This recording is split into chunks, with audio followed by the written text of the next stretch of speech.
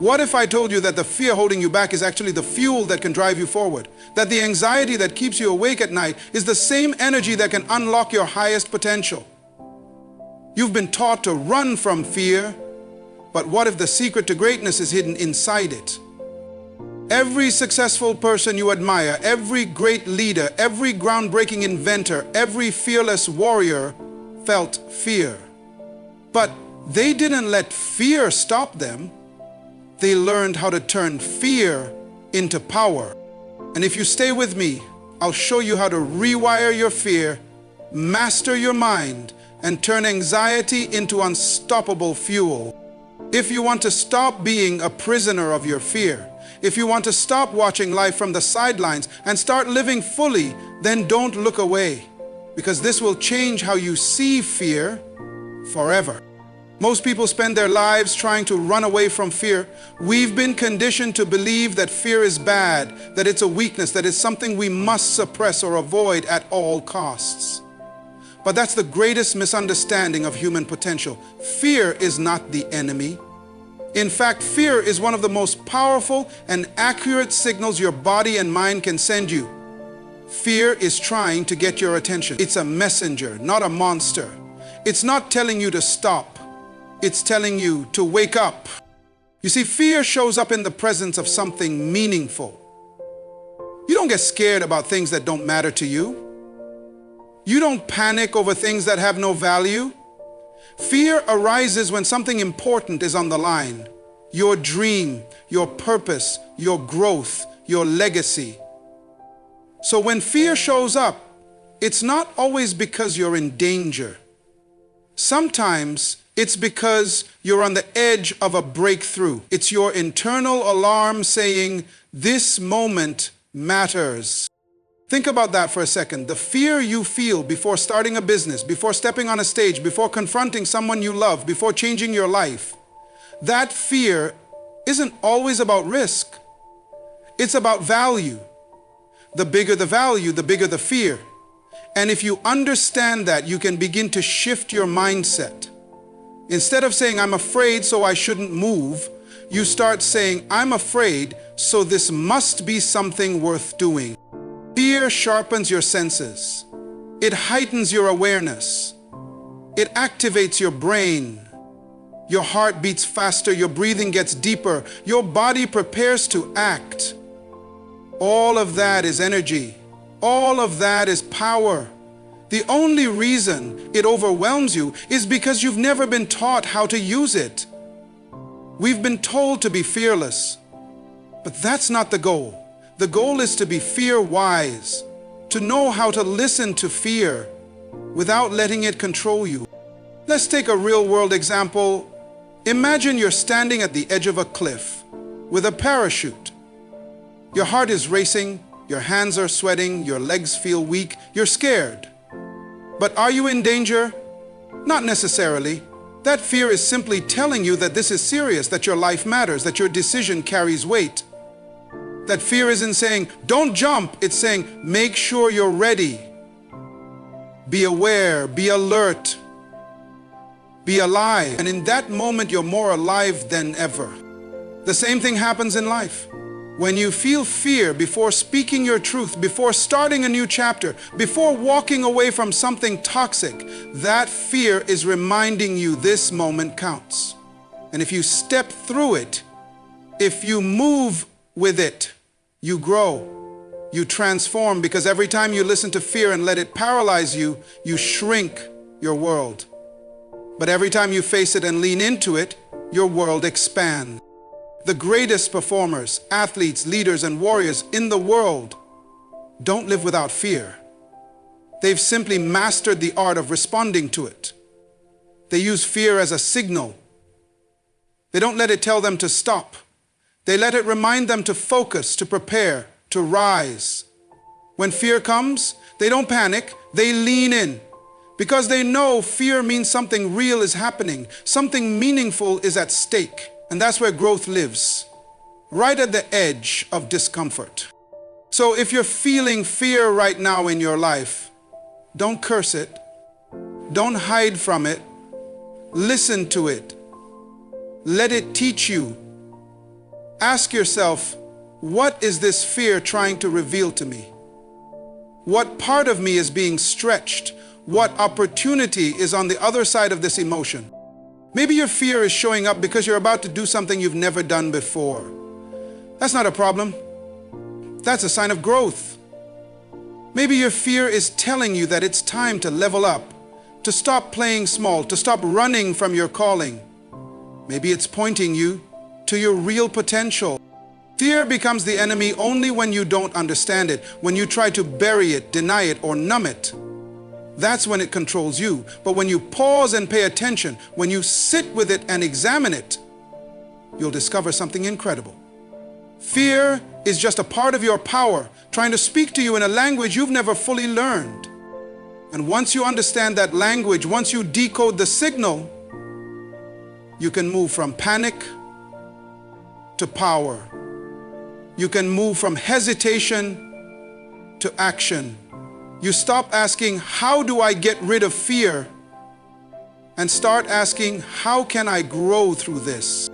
The truth is, the people who change the world aren't the ones who feel no fear. They're the ones who see fear, recognize the signal, and move anyway. They walk with fear, not away from it, because they've learned the secret. Fear doesn't block the path. Fear is the path. So the next time you feel afraid, remember this, that fear is a sign. You're exactly where you need to be. It means you're alive. It means something important is at stake. It means you're standing at the doorway to transformation, and the only thing between where you are and where you're meant to be is the decision to listen, to trust, and to move forward with fear as your guide, not your master. Most people treat fear like it's a wall, something that blocks progress, something that should be avoided, ignored, or silenced. But fear is not the enemy. It's not a wall. It's a signal. It's a flashing light in your nervous system trying to tell you something important is happening right now. Fear is your internal alert system designed not to paralyze you, but to prepare you. Think about it. Fear only shows up when something matters. You don't get scared about things that don't impact your life. You don't get anxious about things that have no value to you.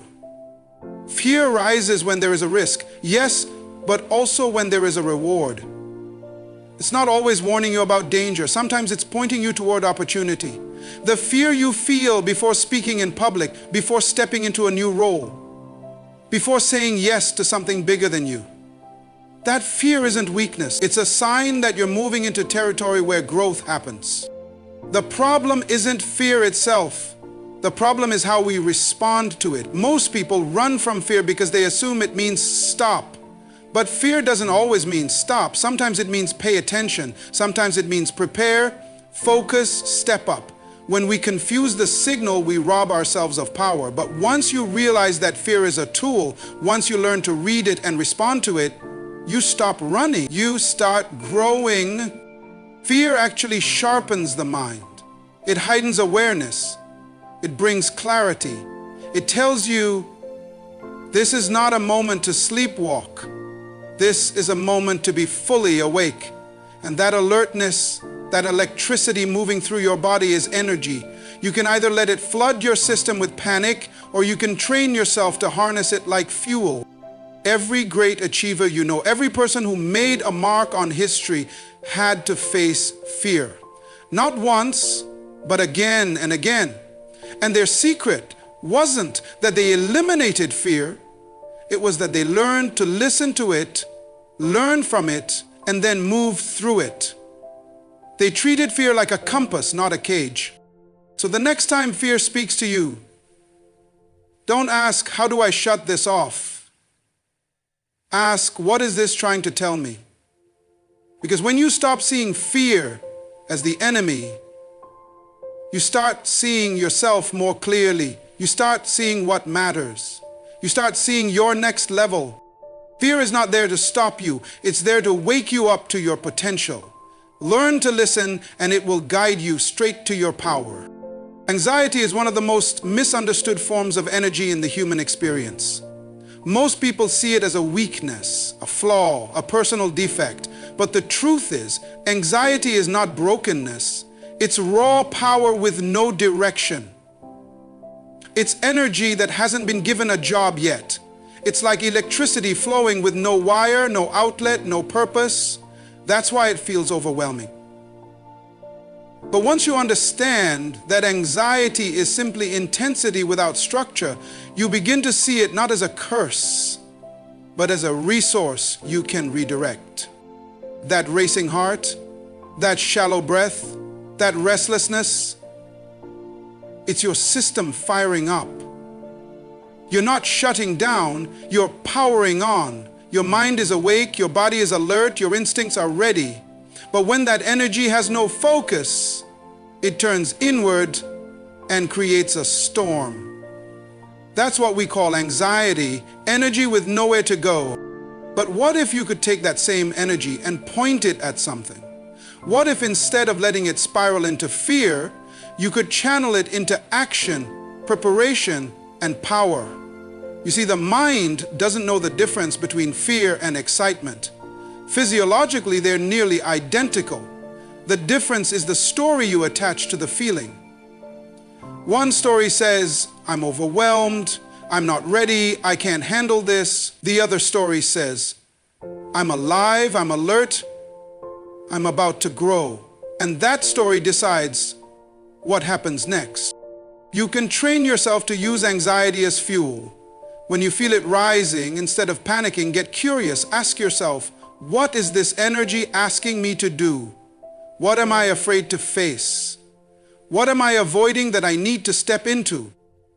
Anxiety often shows up when you're on the edge of expansion, when you're about to do something new, uncomfortable, or meaningful. That's not a signal to run, that's a sign to rise. The key is redirection. Take that restless energy and move it into planning, into writing, into training, into praying, into building. Don't sit in it. Don't let it swirl. Give it an outlet. Give it a target. The most productive, creative, and high-performing people on the planet have felt the same anxiety you feel. But instead of letting it destroy them, they channeled it into focus. They let it sharpen their edge. They used it to stay ready, to work harder, to prepare deeper. And that's why they broke through. You are not powerless in the face of anxiety. You are powerful beyond belief. You just haven't been taught how to use the power yet. Once you learn to redirect that energy, you realize anxiety was never trying to hurt you. It was trying to activate you. Most people view fear as a stop sign. They feel fear and immediately think, this must be wrong. I should avoid this. I'm not ready.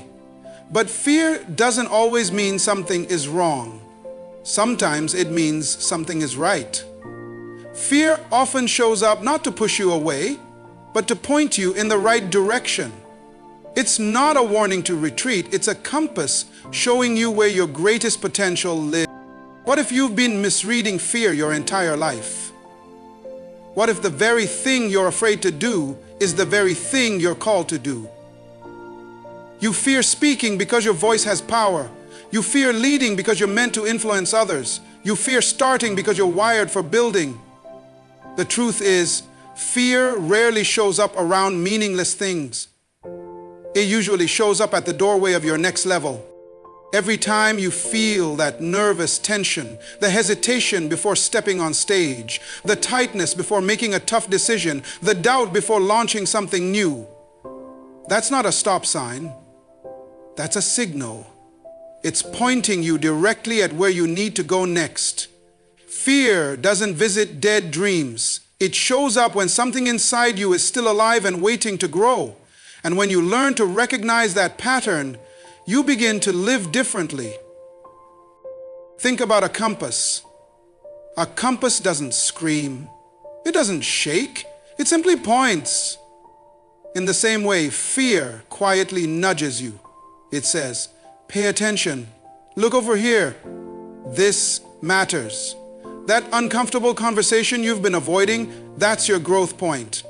That risk you keep hesitating to take, that's your launch pad. Fear points to the places we need to stretch, heal, speak up, and step forward. The people who live full, fearless lives aren't the ones who never feel fear. They're the ones who reframe fear. They use it as guidance. They see fear and think, this might be exactly where I need to go. They don't let fear shut them down. They let it light the path. Every breakthrough lives on the other side of fear. But you'll never get there if you keep seeing fear as a reason to run. You've got to start seeing it as a reason to move, a reason to lean in. Because when you follow your fear, not blindly but boldly, you'll often find the very thing you've been searching for.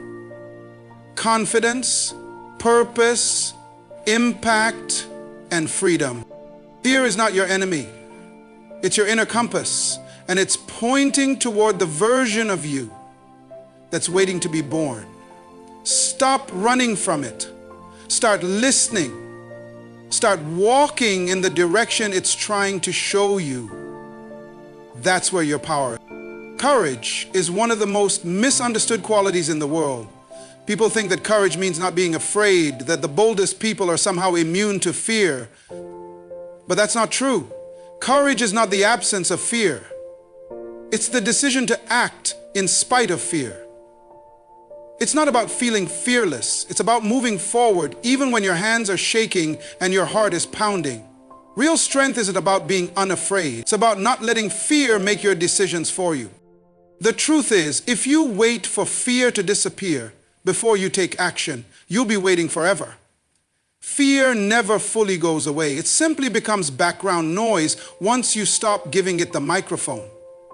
Every great person you admire, the leaders, the creators, the innovators, they all felt fear, but they chose to act anyway.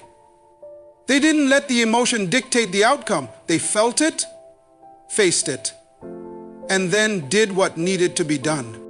When you act while afraid, you gain something that people who always play it safe will never experience: growth.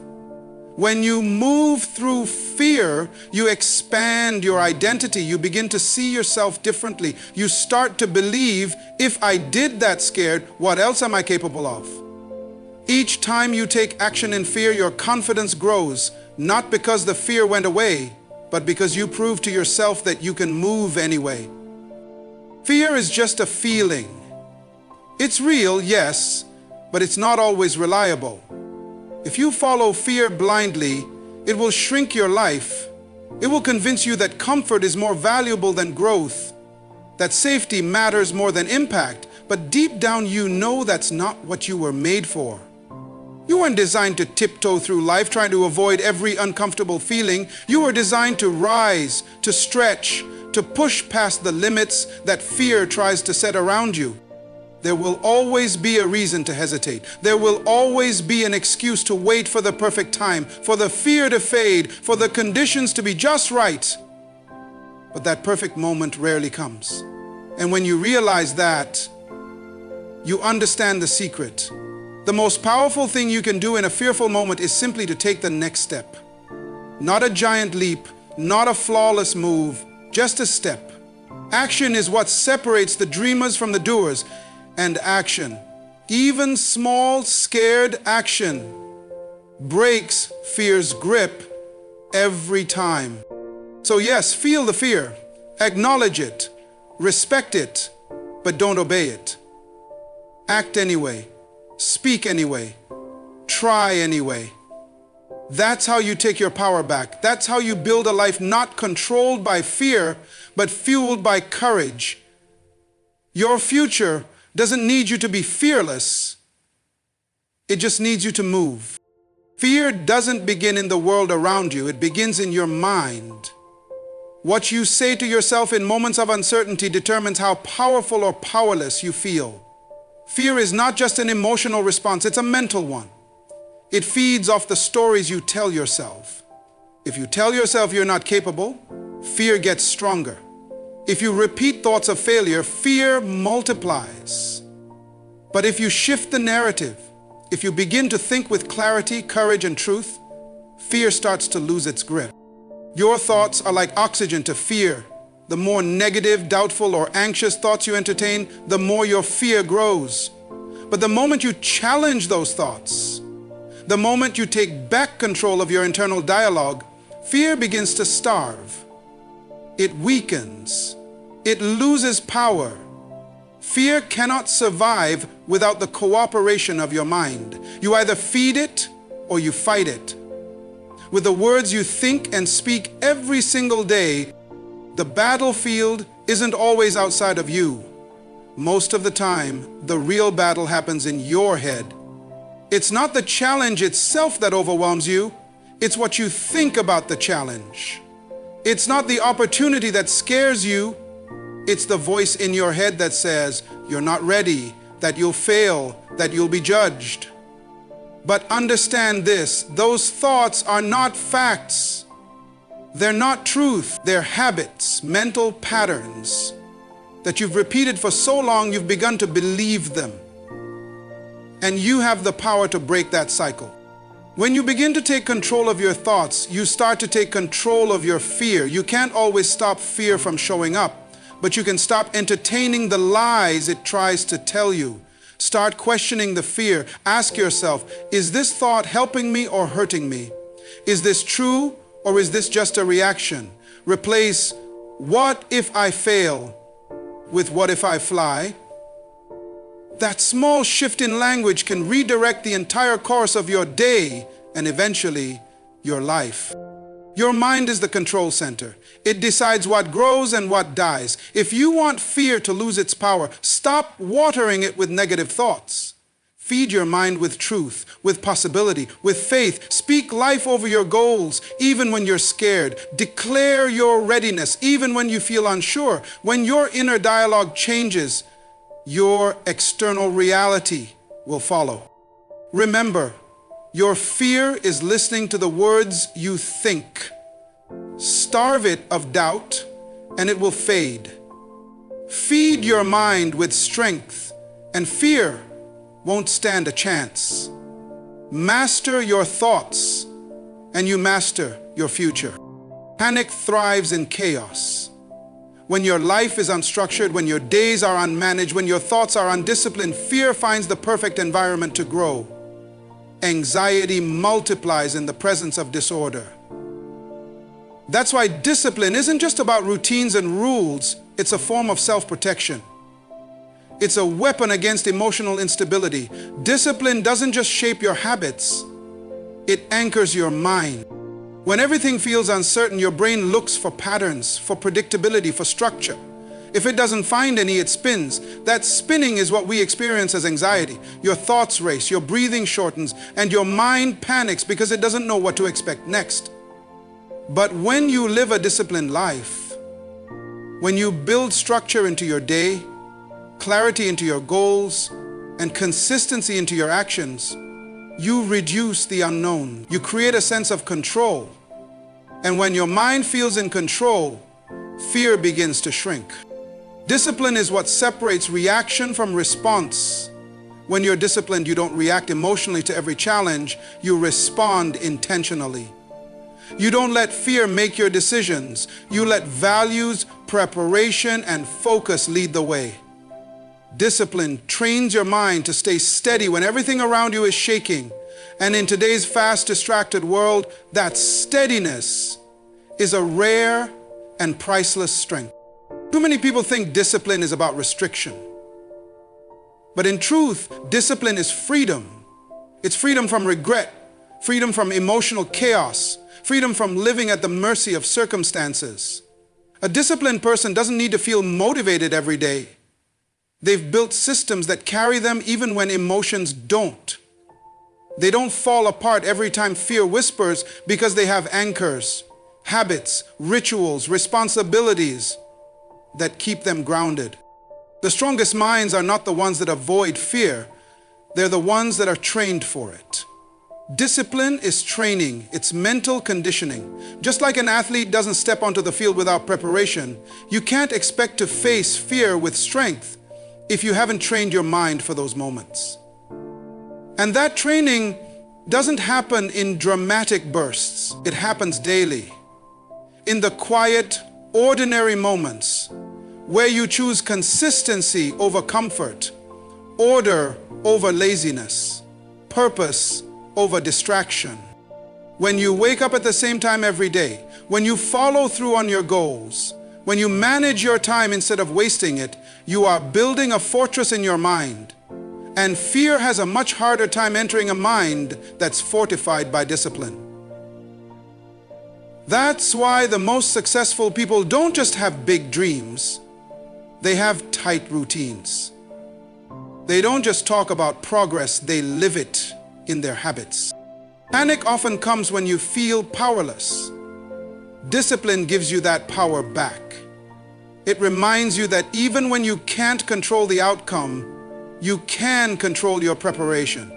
Even when you can't control the world, you can control your response to it. And that internal control, built through daily discipline, is what keeps fear from running your life.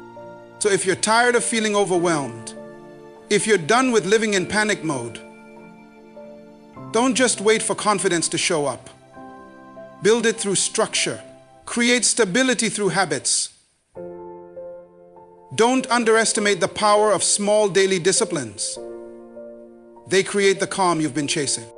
Discipline isn't just about being organized. It's about being unshakable. It's not just about getting things done. It's about becoming someone who can stand firm when fear shows up. Because when your life is grounded in discipline, panic has no place to grow. Fear grows in the shadows. The more you avoid it, the bigger and louder it becomes. The more you run from it, the more control it gains over your life. That's the strange thing about fear. It feeds on distance. When you keep fear at arm's length, it multiplies in your imagination. But when you face it head on, when you walk straight into it, something powerful happens. It begins to shrink. Most of the fear we experience isn't rooted in reality, it's rooted in avoidance. We don't fear the thing itself, we fear the unknown, the what-ifs, the possibility of failure, judgment, pain, or discomfort. But fear is a liar when left unchallenged. It will convince you that the conversation will destroy your relationship, that the risk will end in disaster, that the dream is too big for you, that failure is inevitable. But how many times have you finally done something you were scared of, only to realize it wasn't nearly as bad as your mind made it seem? That's because fear exaggerates in the dark. It projects false images, it distorts the truth.